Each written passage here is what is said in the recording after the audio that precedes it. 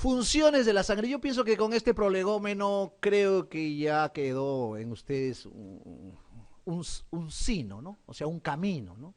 Un derrotero, ¿no? Que le va a permitir a ustedes entender mejor y rápidamente las diapositivas. Funciones de la sangre, ¿no? Funciones de la sangre, oxígeno desde los pulmones a los tejidos.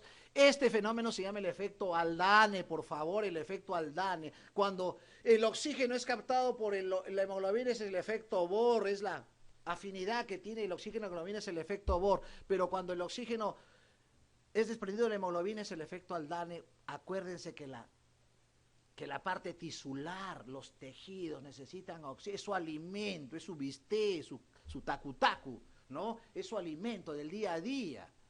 Porque si no llega un oxígeno adecuado, o llega variantes como la carbaminohemoglobina, como la carboxihemoglobina, o la metahemoglobina, ya que es una intoxicación por algunas sustancias que producen metahemoglobinemias, la traducción clínica va a ser rápido, ¿no? El paciente comienza a hiperventilar, comienza a tener cianosis central periférica, mareos, hipoxia y ya más severo convulsiones, ¿no? Y eso se forma un círculo vicioso porque si no hay una buena perfusión de ese oxígeno, produce lo que le llaman la lactacidemia. La lactacidemia, y la lactacidemia produce una acidosis, ácido láctico, acuérdense, la lactacidemia viene de ácido láctico, y eso produce una acidosis, y la acidosis perpetúa toda una serie de fenómenos del cuerpo. Entonces, ese tiene que ver con el lactato, o sea, la mala oxigenación de este fenómeno importante, función importante de la oxihemoglobina, es la hiperlactacidemia, que son de dos tipos, tipo A, tipo B, siendo la A la oxigenatoria y la tipo B por otras causas. También como dióxido de carbono, ¿no? Carbaminohemoglobina y carboxihemoglobina, ¿no? Y eso tiene que ver con algunos fenómenos que pueden existir externamente, ¿no? Siniestros, incendios, intoxicación por monóxido en grandes incendios y discotecas famosas, ya ustedes lo saben. Y por eso muere el paciente, justamente, ¿no? Justamente por problemas de monóxido. Sustancias nutritivas, no nos olvidemos que también la carbaminohemoglobina y la carboxihemoglobina se pueden presentar en pacientes en la cual comienza a aumentar justamente el CO2. ¿Y en qué paciente aumenta el CO2? En pacientes con EPOC, enfermedad pulmonar obstructiva crónica, EPOC, ¿no? Esos retienen CO2 y producen también acidosis por hipercapnia, el CO2 disuelto en sangre, ¿no? Eso produce también, y estos factores también se pueden manifestar. Sustancias nutritivas, antes de avanzar, la alteración del dióxido de carbono o aumento de esta carbamina o carboxihemoglobina produce pues un componente de narcosis, ¿no? Cefalea, náusea, vómito, flapping, una serie de síntomas en el paciente. Sustancias nutritivas importantes desde el intestino hacia los otros órganos. Acuérdense que en el intestino una sustancia nutritiva importante es la vitamina B12, el ácido fólico, y tiene que ver con su metabolismo de la sangre también. Productos nitrogenados del metabolismo hacia los riñones y el hígado, también el BUN, acuérdense del BUN, y hormonas, y estas hormonas muy conocidas, creo que les he mencionado dos, la eritropoyetina y la trombopoyetina, ¿no? Trombopoyetina. Composición de la sangre se integra por plasma y elementos formes, ¿no? El plasma puede conservarse los elementos formas y el plasma, un ejemplo, ¿no? Se puede alterar el plasma en un gran quemado, por ejemplo. Es por eso que en un gran quemado, al consumirse proteínas, el plasma disminuye y el hematocrito comienza a concentrarse. Por eso, de primera instancia, en un gran quemado, en un gran deshidratado, hay hemoconcentración y eso produce hematocrito alto, que nos puede algunas veces falsear en el contexto, ¿no? Entonces, el plasma o el suero y sus elementos formes que le dan las características a esta sangre, como plaquetas, glóbulos blancos, glóbulos rojos. Y los glóbulos rojos, acuérdense que su génesis es a nivel de la célula stem cell o célula pluripotencial o célula totipotencial, ¿no? Donde el primigenio es el proeritroblasto, ese proeritroblasto comienza a tener tinciones tipo basófilo, cromatófilo o policromatófilo y se forma el normoblasto, y del normoblasto ya está listo para salir, se le agrega un poquito de mitocondrias, organelas y comienza a formarse el reticulocito, ¿no? Ese reticulocito que ya circula en la sangre. El pródromo del hematí maduro es el reticulocito, ¿no? Y ese reticulocito pues tiene una vida muy efímera. 7 a 10 días es su promedio de vida del reticulocito. ¿Por qué es importante incidir en ese punto? Porque con el reticulocito tenemos parámetros para identificar tipos de anemia o tipo de función medular. O sea, el reticulocito nos sirve para medir justamente el funcionamiento de la médula y del problema de qué tipo de anemia tenemos. Si tenemos reticulocitos altos, será una anemia periférica. Si tenemos reticulocitos bajos, será una anemia central. Igual, si tenemos reticulocitos bajos, quiere decir que hay una disfunción medular. Un ejemplo, una pancitopenia, una mielodisplasia, una aplasia, una hipoplasia, ¿no? Ejemplo de reticulocitos altos, una anemia hemolítica, ¿no? En ese contexto estamos dando vueltas al fenómeno. No nos olvidemos que los sangrados masivos también estimulan a la célula totipotencial y producir también reticulocitos para compensar y sopesar ese déficit, también estimulan los reticulocitos y hay aumento de la hiperreticulocitosis. Dos parámetros que tenemos para reticulocitos, el índice reticulocitario y el IPR, que es el índice de producción reticulocitaria, que en hematología clínica lo estaremos viendo.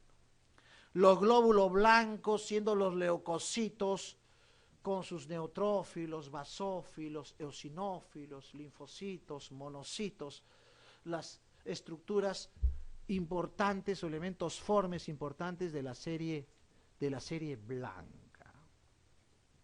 Ejemplo, cuando tengo neutrófilos elevados, la neutrofilia, el ejemplo más saltante es la infección. O sea, tengo neutrofilia elevada, infección. Tengo leucocitos elevados, infección. Pero los leucocitos bajos, como la leucopenia, también traduce infección. Los leucocitos altos, gran positivos. Leucocitos bajos, gran negativos. Un ejemplo, la tifoidea, por ejemplo, ¿no? Hacen grandes leucopenias. Grandes leucocitosis, los estafilococos, ¿no? Los eosinófilos, unas estructuras, un 2 al 3% de los elementos totales, hasta el 5%, eosinófilos, y los eosinófilos tienen traducción clínica cuando se elevan más que cuando disminuyen. La eosinopenia es rarísima, raros casos, un ejemplo, la tifoidea, donde hay eosinopenia. Pero eosinofilia se ve en una serie de patologías, desde la famosa, desde cuando uno se acuerda de esa bebida tan rica, sabor a naranja, que es la Fanta, Fasciola, A de Ascaris, N de Necatur, ¿no? T de Trichuria y Ankylostoma duodenale, ahí está la Fanta, ¿no? Eso es los parásitos que dan más eosinofilia, y se agrega ahí la hidatidosis, la cisticercosis, la toxocoroconosis, toxocaracanis. Pero no solamente parásitos producen hipereosinofilia, el asma, la fiebre del heno, intoxicaciones, alergias, la rinitis también producen eosinofilia. Otros factores también, como una endocrinopatía, como el Addison, ese Addison en el que el paciente se hiperpigmenta, la boca se vuelve oscura, la lengua, boca de perro, las uñas se vuelven oscuras. Esa es la melanodermia del Addison, donde también se altera el sodio, el potasio, hay una hiponatremia, una hipercalemia, también eleva los eosinófilos. Pero hay otras patologías que te elevan los eosinófilos, como son las enfermedades inmunológicas, como el Church-Strauss, que es una enfermedad parecida al asma, que produce vasculitis pulmonar y vasculitis renal. El mismo asma conocido también produce eosinofilia. Y cuando se descartó todo eso, incluso fármacos como la penicilina, la esfosforina, que pueden producir eosinofilia, se produce el fenómeno del síndrome de hiperosinofilia. Ese síndrome de hiperosinofilia, siempre hay que buscar leucemias o linfomas. Los monocitos, ¿no? He tenido la oportunidad de ver casos de monocitosis, patologías raras de monocitosis, donde los monocitos están muy elevados. Acuérdense que hay una leucemia monocítica, donde esta serie monocítica se altera por una clonación, por una delección de un brazo, de un cromosoma, y esto produce una serie de manifestaciones, sobre todo dérmicas, articulares, lesiones vesiculares, eritematosas a nivel de piel, la mastocitosis. Una, no famosa, sino una conductora de televisión, de espectáculos muy conocida, por respeto no se dicen nombres, tiene una mastocitosis. Incluso lo vociferó en un programa de noticias, su diagnóstico. Patología rara, por supuesto, la mastocitosis. Debuta con un fenómeno alérgico. Nos circunscribiremos también a los linfocitos, ¿no? De los glóbulos blancos, los linfocitos, importantes en la evaluación, en el contexto del paciente. Actualmente estoy haciendo infectología en la vida real con los alumnos y estamos basándonos en los linfocitos. Vemos, para valorar la inmunidad de la persona, los linfocitos. Si es inmunocompetente, inmunodeprimido, ¿no? Los linfocitos, el rango seguro de 1000 a 1500, menos de 1000 de valor, ya vemos alteración tanto de la inmunidad celular y humoral. Y eso tiene que ver con los linfocitos T, los linfocitos B, tiene que ver con estructuras linfoides a nivel de los anillos de Waldeyer, timo, médula. O sea, tiene todas unas estructuras que tienen que ver con los linfocitos. Y acuérdense, justamente por esas ubicaciones, la característica clínica de las alteraciones linfoideas es las adenopatías. Las adenopatías. Siendo el anillo de Waldeyer las adenopatías más anidadas, porque aquí se anidan más los fenómenos linfocíticos, por eso las linfadenopatías cervicales tienen mayor connotación que las linfadenopatías axilares, inguinales, epitrocleares, etc., ¿no?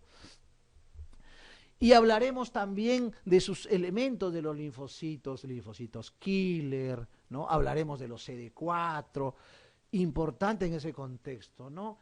Acuérdense que hay una proporción, ¿no? Si tengo linfocitos 1000, la quinta parte de eso es CD4. CD4, no se olvide. Doctor, voy a dosar CD4, sí, hágalo. Y va a comprobar que no se pierde esa relación 1 a 5 o el 20%, ¿no? Es importante esa valoración del CD4.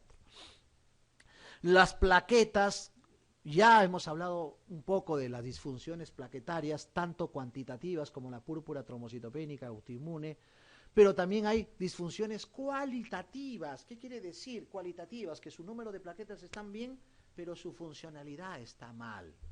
Un ejemplo es la uremia, que ya venimos frescos de hace una semana. La uremia altera ese funcionamiento de las plaquetas. Se dice que actúa específicamente a nivel de prostaciclina I2, que es la de mayor funcionamiento. Si le preguntan cuál es la prostaciclina de mayor funcionamiento y relevancia, prostaciclina I2. Y el tromboxano, que tiene que ver también con la agregación, sobre todo en la vasoconstricción, a diferencia de la prostaciclina, que es vasodilatación. Todos estos factores tienen que ver por qué sangran los pacientes urémicos.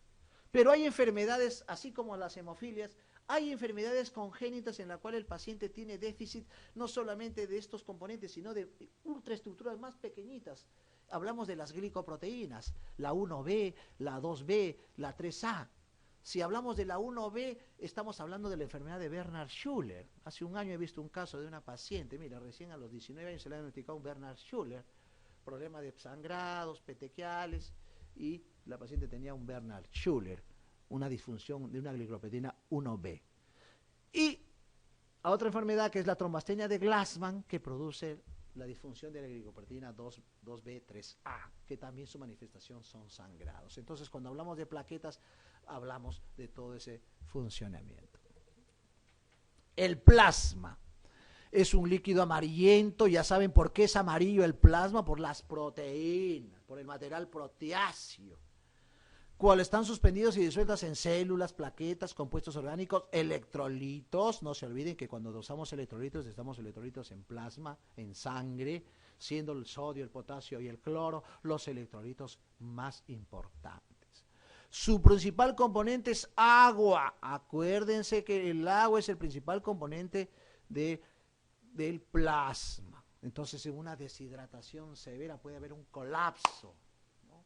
Eso se traduce en hipotensión, pero ese colapso de la deshidratación produce una serie de fenómenos, como la hipoperfusión renal.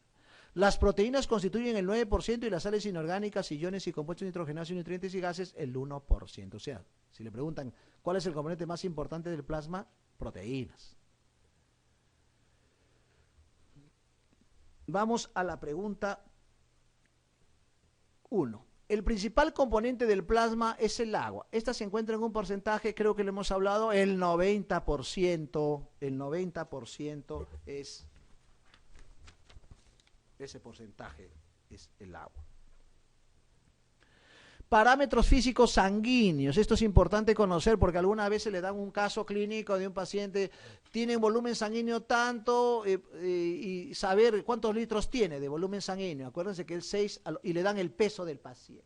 El peso del paciente, ¿no? Es el 6 al 8% del peso corporal.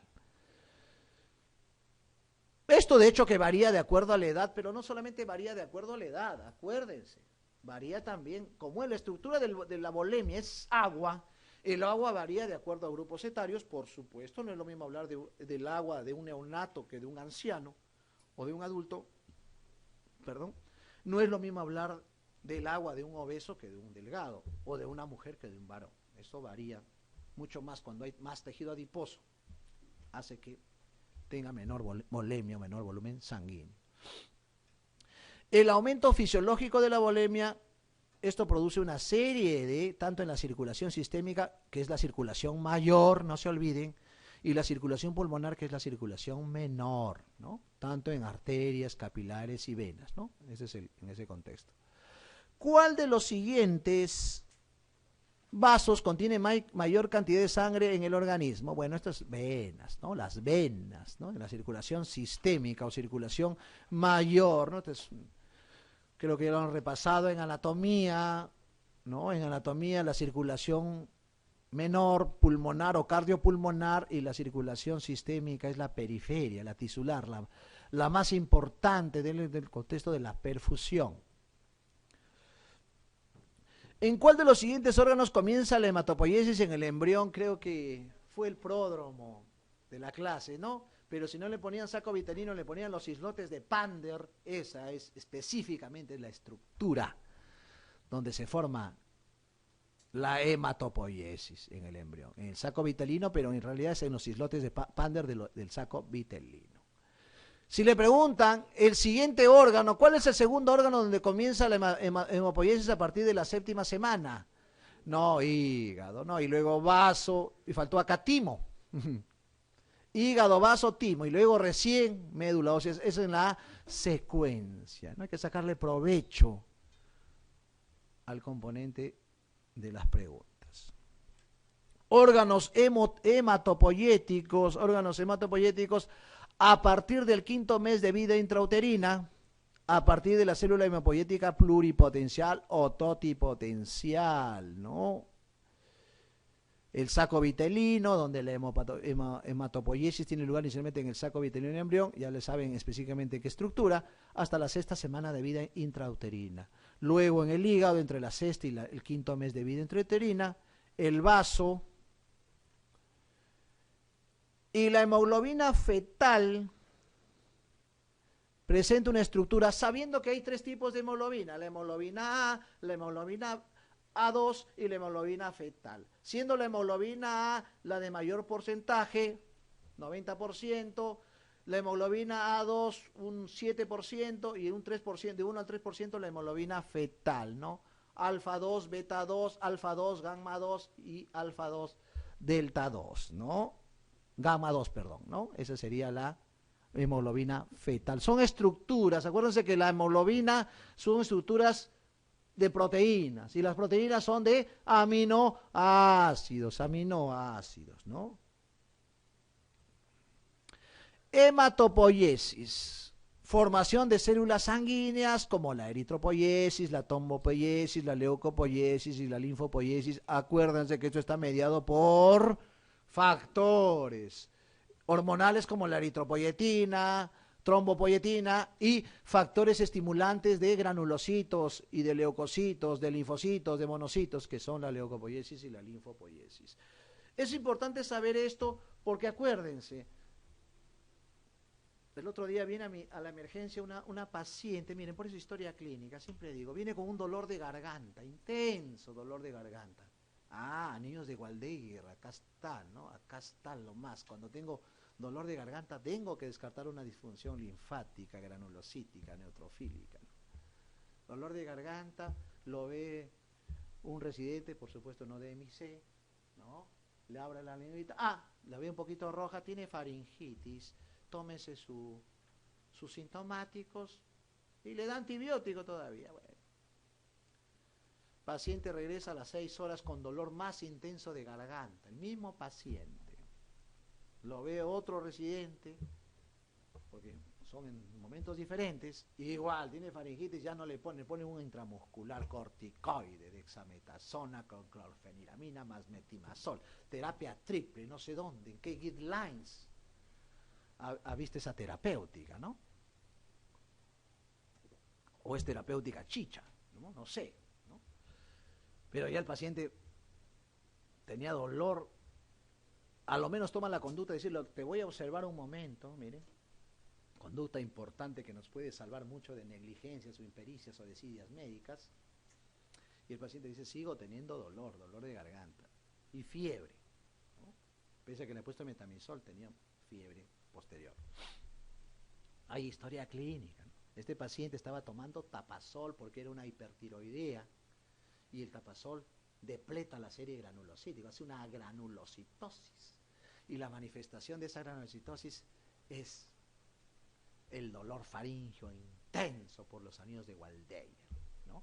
En ese contexto, esta paciente se le hace un screening, tenía 500 neutrófilos, una neutropenia febril, una granulocitopenia severa.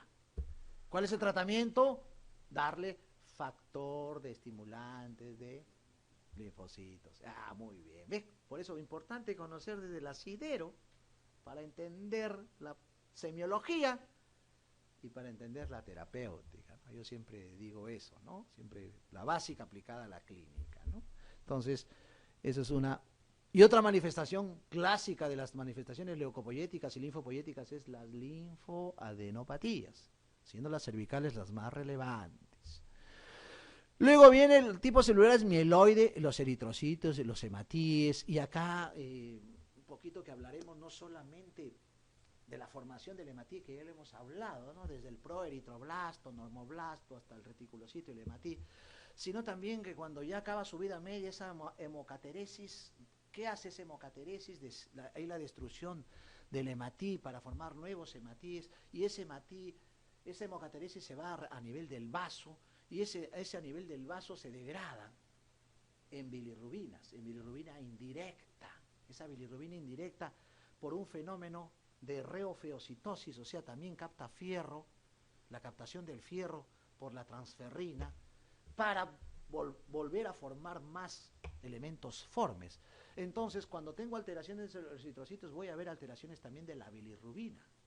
Pero acuérdense que en toda esa cascada de la biliverdina, del transporte del eritrocito y de la misma bilirrubina indirecta para que se glucuronice tanto a nivel tipo 1 o tipo 2, glucuronización, puede resultar una serie de fenómenos o alteraciones, ¿no? Por ejemplo, cuando hay dos transportadores desde el punto de vista fisiológico, que es el transportador ligandín, que es el IZ, que está a nivel del hepatocito polo vascular, son como carritos que llevan bilirrubinas indirectas, y la IZ, se acabó la gasolina, eso se llama síndrome de Gilbert, ¿no? El síndrome de Gilbert es cuando estos ligandines se alteran, entonces ya no, esa bilirrubina indirecta no se puede transportar a su hepatocito, específicamente a nivel del microsoma o retículo plasmático, endoplasmático, para glucuronizarse de primera instancia.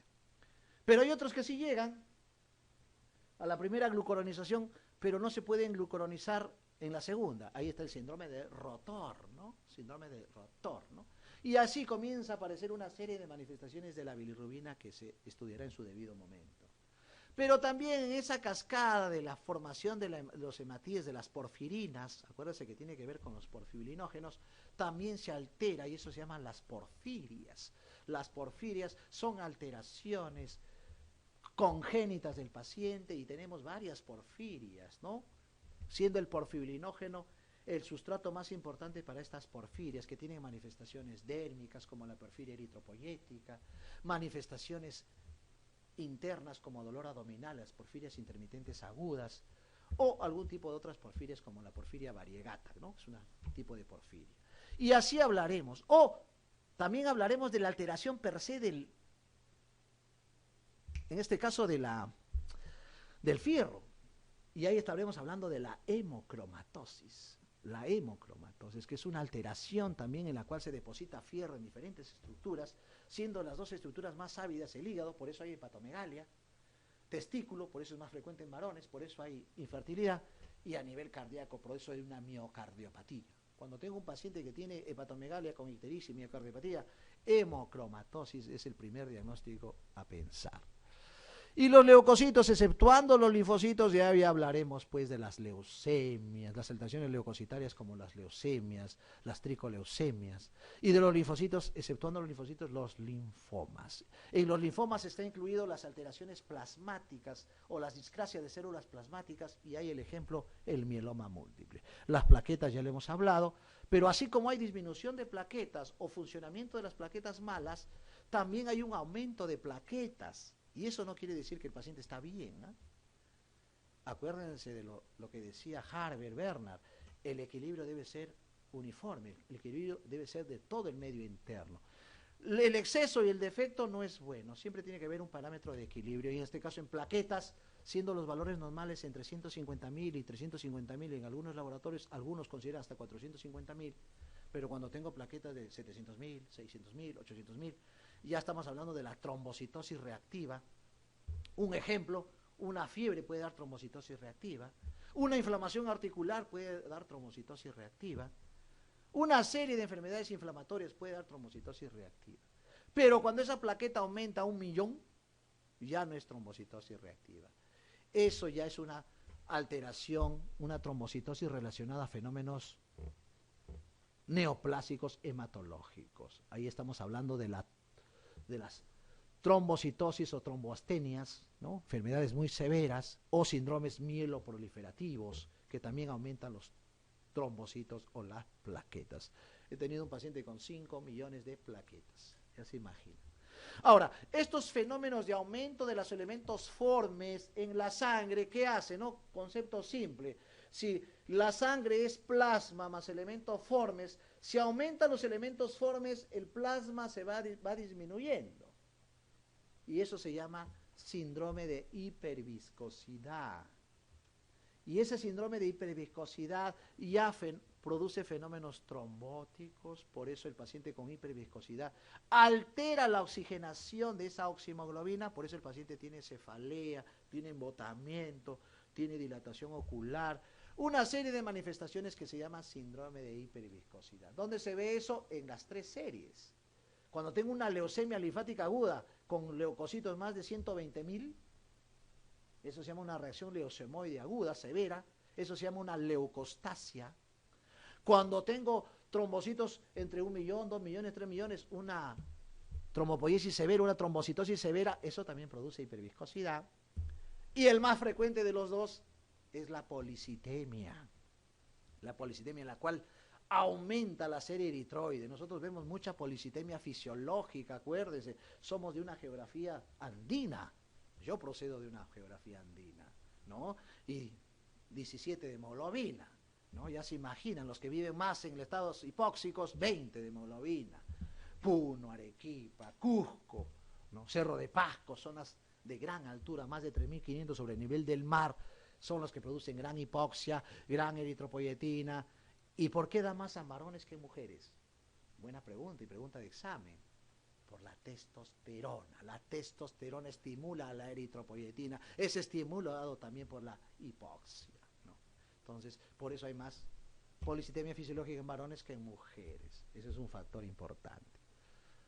Pero así como hay policitemia fisiológica, hay policitemia secundaria. Creo que les mencioné un poquito el otro en la clase pasada. Tumores que producen eritropoyetina-like, eritropoyetina parecida a la eritropoyetina original. Esa que se produce a nivel renal y a nivel hepático, como les mencioné, ¿no? Esa eritropoyetina like produce policitemia. Por ejemplo, un tumor como el tumor que le gusta al doctor Avilés, el hipernefroma, conocido como el tumor del internista, porque da diferentes patologías, eso produce policitemia con eritropoyetina light. El riñón poliquístico, las personas que tienen poliquistosis también liberan eritropoyetina y producen policitemia secundaria. Pero hay una policitemia que se está produciendo mucho en este tiempo, con esto de la violencia, la psicosis, fin del mundo, cultura maya, etcétera, etcétera, etcétera, Nostradamus, ¿no? Es la policitemia de estrés. Se llama el fenómeno de Heisbuck, parece marca de auto, ¿no? Parece marca de auto, ¿no? El fenómeno de Heisbuck lo he estudiado tanto porque incluso cuando tuve la oportunidad de viajar a Europa, me fui a Innsbruck, me fui a Auschwitz, ¿no? Son zonas en la cual son zonas muy históricas. O sea, una persona que va por esos lares, sobre todo por la parte de Alemania, tiene que visitar esos lugares porque es parte de nuestra historia, parte de nuestra historia negativa, ¿no? Y ahí justamente se describió el fenómeno de Heisbuck. Doctor, ¿qué tiene que ver? Por eso siempre un profesor me decía, y siempre me acuerdo de él, ya está en el cielo, me decía: Roberto, el que sabe de medicina ni medicina sabe. No era su aforismo de él, porque ese aforismo yo supongo que lo han escuchado en algún lugar. Viene de Gregorio Marañón, viene de un sociólogo español, ¿no? Que describió este fenómeno. El que sabe de medicina ni medicina sabe. El médico debe tener una vasta cultura, hablar de pintura, arte, música, etcétera, ¿no? Entonces, ¿qué pasó en este fenómeno de Heisbuck? ¿Quién fue Heisbuck? Heisbuck fue un médico alemán, justo en la Segunda Guerra Mundial, médico alemán. ¿Qué se dio cuenta el médico alemán? Este médico alemán practicaba e investigaba con los judíos, entonces veía, acuérdense que los judíos, pues, carentes de alimento, hipovitamínicos, raquitismo, delgados, no comían, ¿no? Los tenían trabajando y no les daban alimentos, entonces estaban caquéticos. Y en consecuencia estaban anémicos, ¿no? Conclusión simple. Entonces, cuando ya pasaba su ciclo de utilidad, eso es lo que pasaba. Acuérdense, vean la película La lista de Schindler, ¿no? ¿Quién fue el actor? Liam Neeson, ¿no? Liam Neeson, ¿no? Pasaba esto, lo desplazaban ya de sus campos de concentración a Auschwitz. ¿Y cómo los desplazaban? Los desplazaban en trenes, en ferrocarriles, pero no sentaditos leyendo el periódico, no, ¿no? Paraditos y aglutinados y hacinados, sin agua, sin alimentos y con toda la tensión que están yendo a morir. Esos eran los campos de concentración. Entonces, ¿qué hizo Heisbuck? Comenzó a sacar hemoglobina a todos los pacientes que salían de su campo de concentración y les tomaba un control en el campo final, que es Auschwitz. ¿Qué encontraba? Policitemia. ¿Qué pasó? Y ahí viene el término Heisbuck, la policitemia por estrés, la policitemia fisiológica. Bueno, es bonito hablar un poquito, que adornar un poco de historia para no dormirlo. Entonces, esos fenómenos dan síndrome de hiperviscosidad, no se olviden, el síndrome de hiperviscosidad es un fenómeno muy frecuente. La parte linfoide, hablaremos